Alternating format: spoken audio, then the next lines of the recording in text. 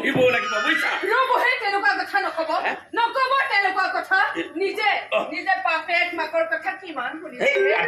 কিমান শুনিছে নিজে বাপেক মাকৰ কথা দেউতাকৰ অবাধ্য সন্তান বুলি দেউতাকৰ লিচিকনিৰ কোব কিমান বাৰ খাইছিল পাহৰিলে সেইবোৰ কথা এতিয়া বৰ বাপেককে খাব নালাগে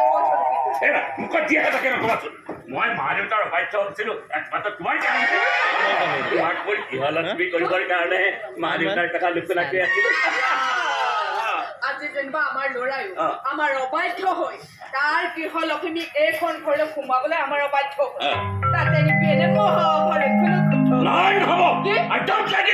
তাৰ পচন্দ নহ'ব কৰিছো তাৰ পচন্দ নহ'ব লাইকে কৰক বা আনলাইকে কৰক মুঠতে ৰণে যিজনী ছোৱালীকে পচন্দ কৰিব মই তাইকে এইখন ঘৰৰ বোৱাৰী কৰিম মই থলো কিন্তু এইখন ঘৰৰ ঠিক সময় পাইছে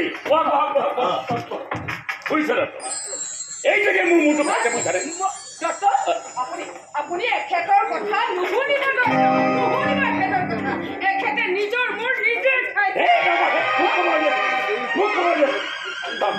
আপুনি মোৰ ওচৰ চুবুৰীয়া পঞ্চায়ত আপোনাক কল পাই দিয়কচোন মোৰ ল'ৰাই লণ্ডনত চাকৰি কৰে আপুনি জানেই জানো বহুত ভাল কথা বহুত গৌৰৱৰ কথা এইখিনিলৈকে ঠিকে আছিল বুজিছে কিন্তু হঠাতে মাক পুতে খাল মিলি মোক একদম চাইকিত ক'বলৈ বাধ্য কৰিছে ৰবহে তেনেকুৱা কথা নকব নকব তেনেকুৱা কথা এখেতে নিজৰ লাইকডাল চাই থাকিলে হ'ব নেকি আমাৰতো লাইকৰ কথা চাব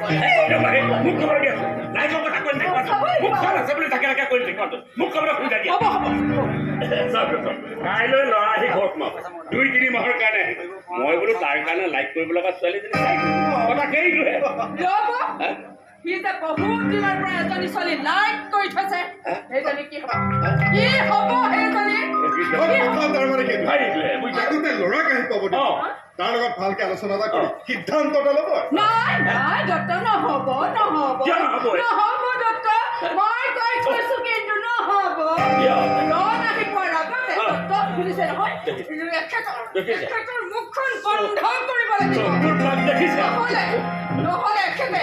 ইমান দিনৰ মূৰত অহা ল'ৰাটো কেচেৰাও I don't like it বুলি কৰি এখেতে ল'ৰাটোৰ মূৰটো খাই পেলাব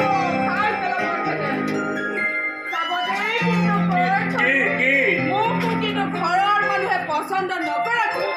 এইখন ঘৰলৈ মনে মনে নিজে মোক পলুৱাইহে আনিছিল গতিকে ল'ৰাৰ ক্ষেত্ৰত ইমান টেমকি নেথাকে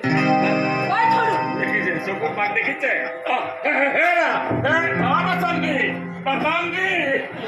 শুনিলে দত্ত মানুহজনীৰ কথা শুনিলে মই ভাবি আছো প্ৰপাৰ্টিৰ কথা এডভোকেটৰ ছোৱালীজনী কয় লাইক কৰিছো ছোৱালীজনী ঘৰত মই মানে লাখ টকা এতিয়া কিবা ক'ৰ ভিক্ষাৰী এজনী লাইক কৰি থৈছে এই বিয়াবাৰৰ ক্ষেত্ৰত মাক বাপেকবিলাক অলপ সতৰ্ক হ'ব এটা সম্পৰ্ক গঢ়াৰ আগত চাৰিওটা দিশ ভালদৰে চালি জাৰি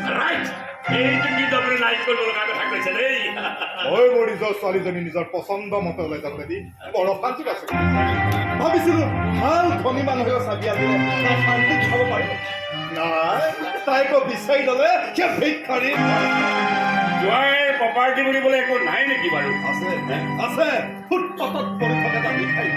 প্ৰপাৰ্টি বুলিবলৈ হাতত যেনেকৈ এখন টুকাৰী মোৰ জোৱাইটো হাতত থাকে এখন কিতাপ